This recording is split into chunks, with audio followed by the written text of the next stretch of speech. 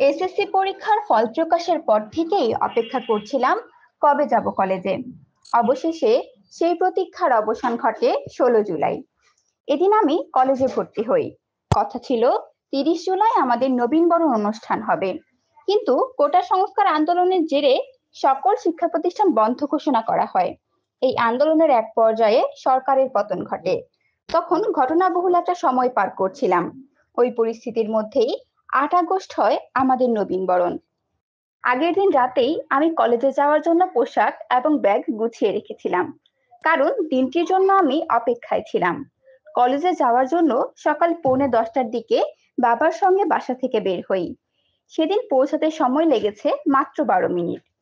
কলেজের সামনে যাওয়ার সঙ্গে সঙ্গেই শুরু হলো বৃষ্টি। মাঠ পেরিয়ে মিলনায়তনে যেতে যেতেই ভিজে গেলাম অনেকটা। কলেজে আমার পরিচিত কেউ ছিল না। সম্পূর্ণ নতুন পরিবেশ, নতুন নতুন মানুষ। তবে কয়েকজন সহপাঠীর সঙ্গে পরিচয় হলো। অনুষ্ঠানের শুরুতে কোরআন ও গীতা থেকে পাঠ করা হয়। এরপর গাওয়া হলো জাতীয় সঙ্গীত, আমার সোনার বাংলা। গাইতে গিয়ে আমি স্মৃতিকাতর হয়ে যাই। মনে পড়ছিল স্কুল জীবনের কথা। কত স্মৃতি এই সঙ্গীতের সঙ্গে।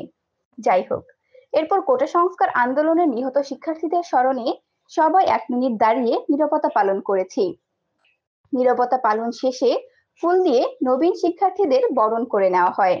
পাশাপাশি আমাদেরকে সিলেবাস, বইয়ের তালিকা এবং রুটিন দেওয়া হয়। এছাড়াও নবীনবরণ অনুষ্ঠানে শিক্ষার্থীদেরকে কলেজের বিভিন্ন নিয়ম কানুন সম্পর্কে অবগত করা হয়। এরপর সহকারী শিক্ষক ও অধ্যক্ষের সঙ্গে পরিচয় পর্বের মাধ্যমে শেষ হয় এই আয়োজন।